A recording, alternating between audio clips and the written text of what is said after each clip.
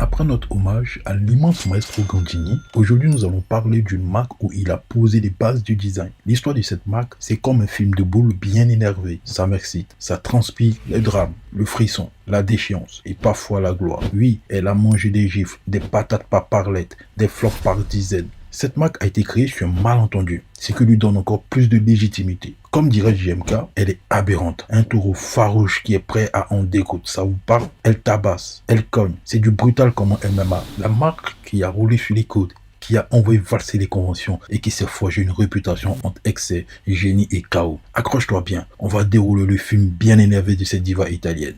Comme vous l'avez compris, c'est Lamborghini. Fin de la vidéo. D'où nous vient le nom Lamborghini? Le nom Lamborghini nous vient de son créateur, Ferruccio Lamborghini. Normal. Un entrepreneur italien. Monsieur Ferruccio naît le 28 avril 1916 à Renato del Santo, près de Santa Agata Bolognaise en Italie. Son père est agriculteur comme tant d'autres dans les années 1900. Son père vit dans un petit village rural d'Émilie-Romagne, une terre fertile mais rude. Il ne possède pas grand-chose, mais il a la terre et la volonté. Il cultive le blé, les légumes, parfois la vigne. Il connaît les saisons par cœur, les caprices du climat, les joies simples d'une récolte réussie et les galères d'un tracteur qui tombe en panne. Il est un homme manuel, tenace, silencieux, forgé par le travail. Comme les femmes de cette époque, la mère de Ferruccio est une femme discrète, pilier du foyer. Elle élève Ferruccio avec amour et fermeté, dans une maison modeste mais remplie de chaleur. Elle veille sur la famille, elle représente cette résilience italienne ancrée dans les valeurs de famille, de sacrifice et de patience. Sa mère ne comprend pas forcément la passion de son fils pour le boulon et les carburateurs, mais elle le soutient. Elle ne s'oppose jamais à ses projets, même quand il semble fou. Pendant son enfance, il aide à la ferme comme tous les enfants. Mais adolescent, il commence à se détacher du sillon. En sens propre, il n'est pas attiré par le métier d'agriculteur, contrairement à son père. Lui, ce qu'il regarde, ce sont les tracteurs, les outils, les moteurs. Il démonte, il bricole, il remonte, il apprend par lui-même. Pas par des livres, par l'instinct et la pratique. Son père sent que le monde change, que la mécanisation arrive. Il voit bien que son fils Ferruccio est différent. Un gosse curieux, habile, obsédé par les machines. Il finit par accepter l'évidence. Ferruccio n'est pas un fermier, il est un mécanicien dans l'art. Alors, il envoie étudier à l'école technique Fratelli Taddea à Bologne, où il est spécialiste dans la mécanique industrielle. Et là, c'était comme si on lâchait un taureau dans une arène. Il fonce. Il charge, il dévore la technique. Chaque piston devient une prouesse, chaque boulon un défi, chaque moteur un champ de bataille où il veut régner. Ferruccio s'éclate. Il comprend le moteur comme un musicien comprend une partition. Il est rapide, ingénieux et surtout audacieux. Grâce à ce duo, un père sévère qui veut la réussite de son fils. Une mère stable et encourageante, Ferruccio grandit avec un ancrage solide. Il est déterminé à aller de l'avant. Il doit rendre fiers ses parents. Il comprend la terre, le travail, la sueur, mais il comprend aussi les limites des agriculteurs. Et c'est là que naît l'envie de créer ses propres machines. À la fin de ses journées de l'école ou pendant les vacances, il retourne à la ferme, mais il ne va pas labourer. Non, il se crée un atelier de fortune avec les outils qu'il a sous la main. Il y rétape tout ce qu'il roule. Bicyclette, motocyclette, moteur d'arrosage, tout y passe. Il commence même à customiser des engins juste pour voir s'il peut les rendre plus puissants. Pourquoi se contenter de ce qu'il marche quand on peut créer ce qui dépasse les limites? Il rend fiable le tracteur de sa famille et lui donne plus de patates. À la fin de ses études de mécanique, Ferruccio a une solide réputation à l'école de technologie de Bologne, dont il sort diplômé en 1938. Pour les garçons du fond de la classe, ce qui vous rappelle l'année 1939. Pas de bol. Il n'a même pas le temps de monter sa boîte ou de rêver de ses propres machines. La Seconde Guerre mondiale éclate. Comme tous les jeunes Italiens de l'époque, il est appelé. Ça sera une période sombre pour lui. Comme le dit si bien un proverbe, ce qui ne te tue pas te rend plus fort. L'Allemagne des nazis était étroitement lié à l'Italie. Ferruccio s'est retrouvé du mauvais côté. Il est envoyé sur le front en tant que mécanicien pour l'armée de l'Axe, sur l'île de Rhodes en Grèce. Et là, il bricole, répare, invente. Il ne conduit pas des tanks, il les ressuscite. Et les difficultés vont affermir son caractère et renforcer sa connaissance en mécanique. Avec 3 bouts de ferraille et un tournevis, il redonne vie à des moteurs morts. Comme j'ai dit plus haut, pas de bol. Il se fera capturer. L'armée anglaise remarque qu'elle a un génie de la mécanique et très vite il sera nommé mécanicien, manutentionnaire du parc automobile et d'avions sur cette île. Il n'est pas payé. Normal, il s'est fait prisonnier. Mais il est content. Après tout, il exerce son métier et sa passion. Et comme tout a une fin, en 1945, c'est la fin de la guerre. L'Italie est à genoux. Mais Ferruccio, lui, est prêt. Il revient à Renasso avec une idée claire. Vu l'expérience acquise en mécanique, il ouvre un petit garage dans sa ville natale. Et pendant son voyage de noces, il découvre un nombre incalculable de pièces détachées de véhicules militaires dépouillés de toute arme à l'abandon. Et c'est là que lui vient l'idée de les transformer pour en faire des tracteurs agricoles. Ce mec est un génie. Il construira un premier tracteur vitrine et l'offrira à son père. Et là, ça fait un boom. Les tracteurs, tout le monde en a besoin, mais peu en ont les moyens. Ils récupèrent les moteurs militaires abandonnés, les démontent, les transforment et créent des tracteurs robustes, fiables, low cost. Ils fondent alors Lamborghini Trattori en 1948. Et là, c'est le jackpot. Les agriculteurs l'adorent. J'adore. Les ventes explosent. Malin le lynx. Après la guerre, il fallait reconstruire. Le secteur agricole en plein développement a besoin de machines. Ferruccio fait fortune en moins de 10 ans. Il devient le 3e industriel fabricant de tracteurs en Italie. Derrière de grosses entreprises qui détiennent ce marché depuis longtemps, comme la marque Fiat ou Massey Ferguson. Vu que le business est florissant, M. Ferruccio va développer une autre passion qui est la préparation de voitures de course. Mais il mettra fin à cette passion après un accident avec sa Fiat Topolino à la course d'endurance la plus folle des années, la 1000 Miglia. Il comprend également que pour continuer cette passion de la course automobile, il faut de l'argent, de la moula. Donc il va remettre sa veste d'entrepreneur. Il retourne au charbon et comme ce mec est bon en business et qu'il touche un peu à tout, ça va payer. Il a essayé quelques petites conneries comme construire un hélicoptère qui ne sera pas homologué par l'administration. Il a tenté d'autres choses comme Brûleur de Fuel qui est une entreprise de chauffage qui aura du succès. Il a aussi créé une entreprise de fabrication de climatisation commercialisée sous le nom de la marque Lamborghini Cala. Il pèse dans le game. Il aligne des succès, doublant sa fortune. Pour ça, il obtiendra un prix italien Mercurio d'Oro, l'une des plus hautes distinctions civiles italiennes qui donne droit au titre honorifique de Commendatore. Quand on t'appelle en Italie Commendatore ou doctoré, c'est que dans ton domaine, tu es en haut de l'échelle. Il est riche, alors il va commencer à claquer ses sous dans sa passion pour les voitures de sport et de prestige avec des Alfa Romeo, des Lancia, une Mercedes 300 SL, une Jaguar type E, le mec avec 2 Maserati 3500 GT et quelques Ferrari, surtout les 250 GT. Il n'est pas le genre de gars à laisser pourrir ses voitures dans un garage. Non, non, non. Il les pousse à fond sur les routes italiennes. À force de conduire ses Ferrari, il commence à remarquer des problèmes de fiabilité, surtout l'embrayage. Il les fait changer plusieurs fois à Maranello et ça l'énerve. Petite anecdote, vu que ses Ferrari avaient tout le temps des problèmes d'embrayage, un jour il ouvre une de ses Ferrari lui-même et là c'est la stupeur. Cet embrayage c'est exactement le même que celui qu'il met dans ses tracteurs. Ferruccio hallucine. Il est étonné de retrouver des pièces en kit de tracteur que lui-même fiabilise dans ses voitures aussi puissantes. Il dira Ferrari ose vendre ça comme voiture de luxe, donc il va demander à rencontrer Enzo pour remonter tous les problèmes qu'il rencontre avec ses Ferrari et comment Enzo peut améliorer ses Ferrari. Il dira oui monsieur Enzo, vos voitures sont performantes, c'est mais trop bruyant, pas du tout confortable avec des pannes à répétition, mais j'ai une solution pour améliorer tout ça. Je relate les faire. Enzo n'a pas du tout aimé. Enzo va lui répondre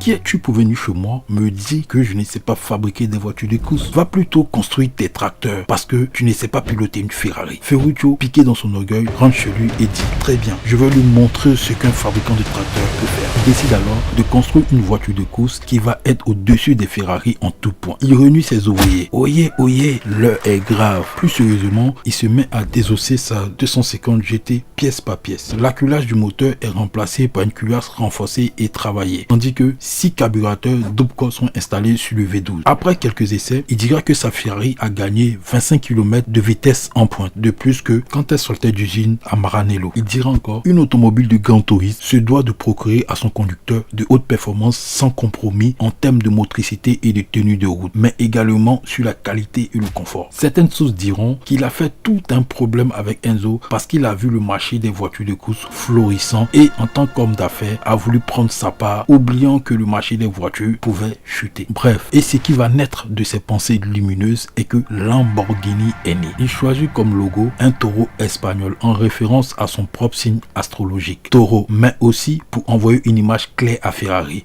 Je ne recule pas. Je charge. En 4 mois, il montre une équipe, des ingénieurs débouchés de chez Ferrari, Maserati, Alfa Romeo et il lance Automobili Lamborghini en 1963 à Sant'Agata Bolognese. Il achète un terrain à quelques kilomètres de Modène, dans le fief de Ferrari. Est-ce une provocation pure et simple? Il fait construire une usine ultra moderne avec une idée folle pour l'époque. Faire une voiture de luxe, confortable, rapide, mais aussi fiable. Pas une bête de circuit, une super car de route pour les hommes qui veulent aller vite. avec style et classe. Il débauche les meilleurs ingénieurs. Gianpaolo Dallara, ingénieur châssis, jeune prodige. Giotto Bizzarini, ex-employé Ferrari, concepteur du V12. Franco Scaglione, designer. C'est pas une équipe, c'est un commando d'élite. On est en 1964. Ferrari domine, Maserati parade, Alfa Romeo observe. Et là, entre en scène une inconnue. Une voiture sortie de nulle part. La 350 GT, signée Lamborghini. Tout commence avec le prototype 350 GTV, présenté au salon de Turin en 1963. Une voiture concept, un peu trop extrême, trop brute, mais elle fait du bruit, littéralement et médiatiquement. Ferruccio écoute les critiques au lieu de se vexer. Il corrige, affine, polie. En 1964, la 350 GT naît, le vrai premier modèle de série Lamborghini. Un moteur V12 de 3,5 litres conçu par Bizzarini, le mec derrière la Ferrari 250 GTO.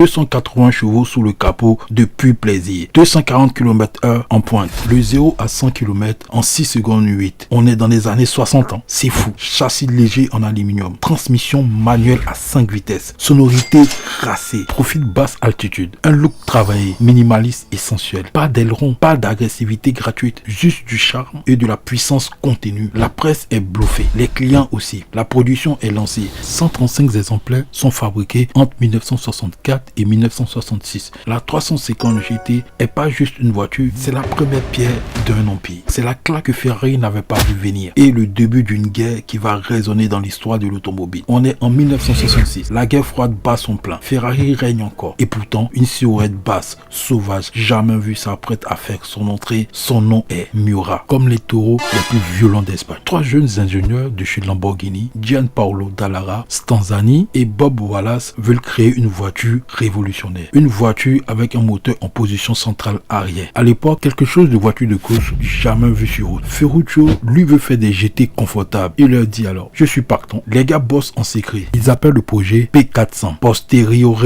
4 litres. Et ce projet va devenir la Miura. La Miura est dévoilée en Suisse et elle met une claque au monde de l'automobile. Un ovni, une sculpture roulante, ligne dessinée par le maestro Marcello Gandini avec un design à couper le souffle. Un moteur V12 transversal de 4 litres, 350 chevaux sous le capot, 280 km en pointe, le 0 à 100 en 6 secondes 5. La Miura devient la première supercar de l'histoire. La Miura fait rentrer les moteurs centraux dans le monde civilisé. Elle impose un design radicalement sexy. Elle transforme Lamborghini en marque mythique. Elle n'a pas juste redéfini Lamborghini, elle a redéfini ce qu'une voiture pouvait être.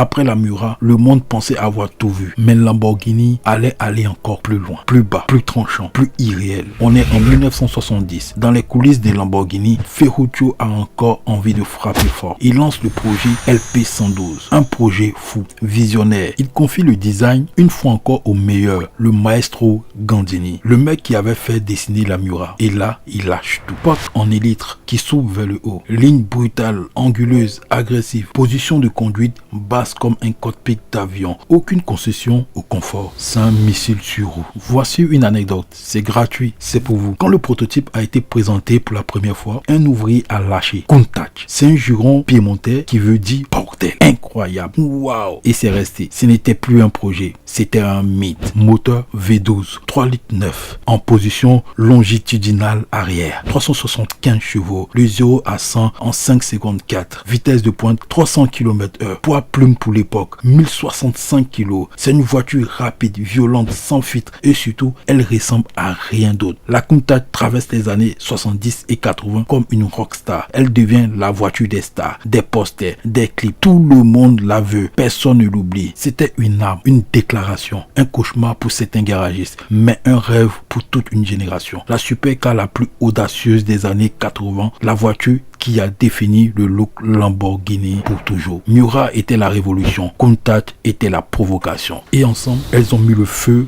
à l'histoire automobile. En 1973, c'est la crise pétrolière. Le prix de l'essence explose. L'augmentation du prix du pétrole orchestrée par l'OPEP engendre un ralentissement de la croissance mondiale et un accroissement de l'inflation. Les gens arrêtent d'acheter des voitures de sport. Le marché des supercars s'effondre. Les carnets de commandes se vident. Les amis, abonnez-vous pour l'évolution de la chaîne et pour récompenser notre travail. Fatigué, désabusé, Ferruccio Lamborghini vend 51% de son entreprise en 1972, puis les 49% de parts restant en 1974. Il quitte sa propre légende. Tristesse absolue. Il avait construit un empire pour prouver qu'il pouvait battre Ferrari. Il a fait, mais le monde a changé. 1978, Lamborghini dépose le bilan. 1980, elle est reprise par les frères Mimran, investisseurs suisses. 1987, elle est rachetée par Chrysler. Oui, tu entends bien, Chrysler. En 1994, encore revendue, cette fois à des Indonésiens Megatech. En 1998, finalement rachetée par Volkswagen via Audi, la marque a connu 6 propriétaires différents en 20 ans. Une direction perdue, une image floue, des modèles en retard, des ventes faibles, une marque au bord du gouffre. Et malgré sa longue traversée du désert, elle n'abandonne pas. Un V12 ne meurt jamais. En 1990, sous le Chrysler, Lamborghini sort un modèle Diablo pour remplacer la Countach et maintient le cap. Mais c'est de la suivi, pas la gloire.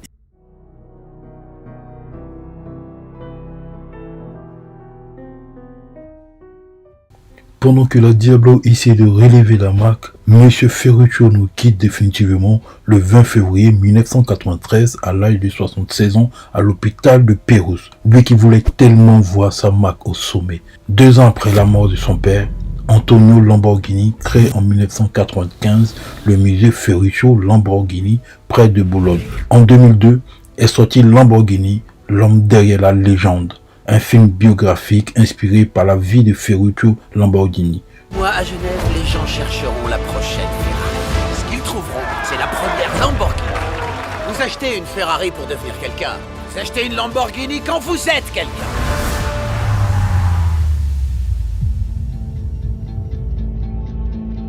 Qu'est-ce que vous dessinez? Qu'est-ce que vous voyez?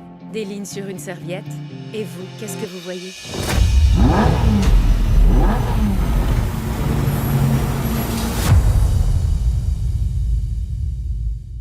Super film qui raconte vraiment son parcours et sa rivalité avec Monsieur Enzo Ferrari.